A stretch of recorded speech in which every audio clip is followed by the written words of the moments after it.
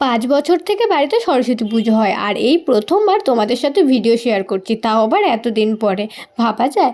তো পুজোর দিন সকাল সকাল উঠে রেডি হয়ে সবার প্রথমে চলে এসেছিলাম ঠাকুরের কাজ করতে। আর এদিকে ঠাকুরের কাজ প্রায় সবাই এগিয়েই রেখেছিল, কারণ পুজোর কাজ সবাই মিলে করলে তবেই হয়, একা কখনোই কিন্তু পুজোর কাজ করা যায় না। তো সবার প্রথমে এসে আমি সব কিছু ঠিকঠাক আছে নাকি দেখে নিচ্ছিলাম, আর এই প্রথমবার বানিয়েছিলাম ভোগের জন্য লুচি।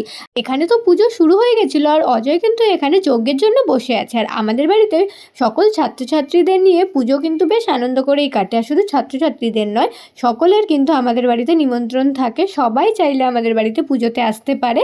তোমাদের সকলেরও নিমন্ত্রণ, তোমরা চাইলে অবশ্যই কিন্তু আমাদের বাড়িতে সরস্বতী পুজোয় চলে আসতে পারো। তোমরা যদি সরস্বতী পুজোর ফুল ব্লগটি দেখতে চাও, অবশ্যই আমাকে একটা কমেন্ট করো, তাহলেই কিন্তু আমি ফুল ব্লগটি তোমাদের সাথে শেয়ার করব। আর সরস্বতী পুজোর এইটুকুনি ভিডিওই তোমাদের সাথে আপাতত শেয়ার করতে পারছি। দেখা হবে খুব তাড়াতাড়ি নেক্সট মিনি ব্লগে। টাটা।